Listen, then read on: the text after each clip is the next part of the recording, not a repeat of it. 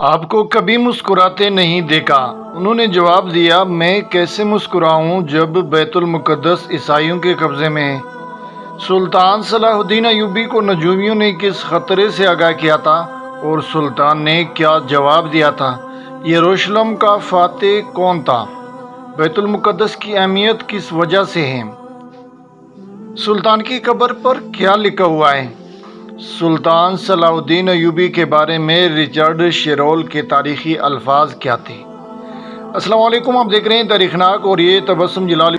آج کی تاریخ ناک آپ کے لیے بہت دلچسپ ہونے لگی ہے، کیونکہ آج ہم آپ کو بتانے لگے ہیں کہ بیت المقدس کی اہمیت کس وجہ سے ہے اور اس کا فاتح کون تھا، اس کی تاریخ۔ لیکن تفصیل پر جانے سے پہلے اگر ابھی تک آپ نے میرے یوٹیوب چینل تاریخ ناک کو سبسکرائب نہیں کیا تو اس سے پہلے کہ ہم آپ کو تفصیل پر لیے چلیں، سب سے پہلے آپ کو چینل سبسکرائب کرنا ہوگا اور اس کے بعد چینل کی تمام تر ویڈیوز کی نوٹیفیکیشن حاصل کرنے کے لیے اس کے بیل آئیکن کو پریس کرنا ہوگا۔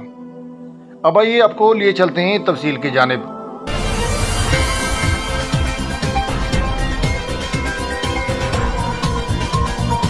فاتح بیت المقدس سلطان صلاح الدین ایوبی۔ اللہ کے اس بندے کی شخصیت کو اگر پڑھا جائے تو لگتا ہے کوئی بدری صحابی تھا جس سے اللہ نے بعد میں اپنے ایک اہم کام کے لیے بچا کر رکھ دیا تھا۔ سلطان صلاح الدین ایوبی سے جب پوچھا گیا کہ آپ مصر، شام، لبنان کے سلطان ہیں اور آپ کو کبھی مسکراتے نہیں دیکھا، تو انہوں نے برجستہ جواب دیا کہ میں کیسے مسکراؤں جبکہ بیت المقدس عیسائیوں کے قبضے میں ہے۔ نجومیوں نے بتایا کہ اگر آپ نے بیت المقدس کی طرف پیش قدمی کی تو آپ کی ایک آنکھ ضائع ہو سکتی ہے۔ سلطان صلاح الدین ایوبی نے جواب دیا، تم میری ایک آنکھ کی بات کرتے ہو، میں اللہ کی قسم کھا کر کہتا ہوں کہ میں بیت المقدس کی طرف پیش قدمی کروں گا، پھر بے شک مجھے بیت المقدس میں اندھا ہو کر داخل ہونا پڑے۔ اور تاریخ گواہ ہے کہ یروشلم نے 88 برس تک ایک ایسے انسان کا انتظار کیا تھا جو آ کر اس شہر کو ظلم سے نجات دلوا کر دوبارہ وہاں اللہ اکبر کی گونج پیدا کرے گا۔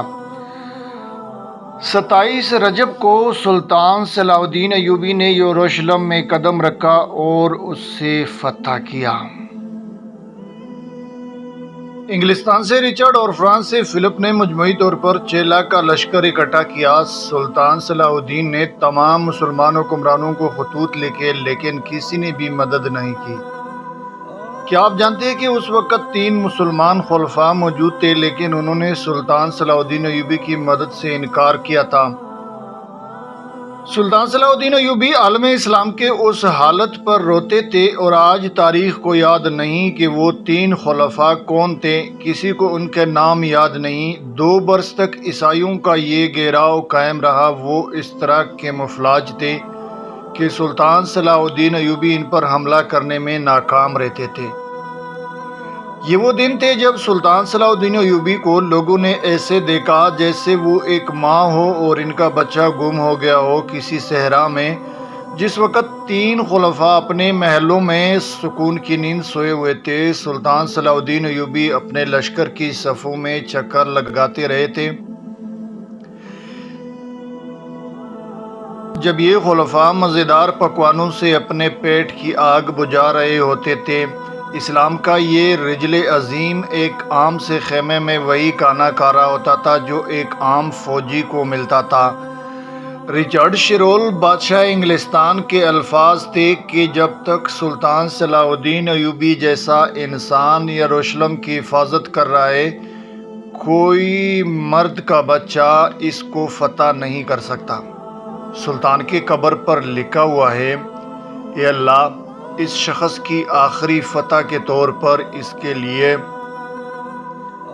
اپنی جنت کے دروازے کھول دے۔ یہ تھی بیت المقدس کی اہمیت کس وجہ سے ہے اور اس کا فاتح کون تھا، اس کے بارے میں تاریخی معلومات جو کہ آپ کے گوش گزار کی گئی۔ آج کے لیے اتنا ہی۔ زندگی رہی تو ایک اور تاریخی ولاگ کے ساتھ دوبارہ بہت جلد حاضر ہوں گے۔ اگلی ولاگ تک مجھے دینی ہوگی اجازت، مگر تب تک اپنا بھی ڈھیر سارا خیال رکھنا ہوگا اور چینل پر ہمیشہ کی خاطر جڑے رہنے کے لیے چینل تاریخ ناک کو ضرور سبسکرائب کیجیے گا۔ پھر ملیں گے ایک اور تاریخی ولاگ کے ساتھ. فی الحال اللہ حافظ، فی امان اللہ.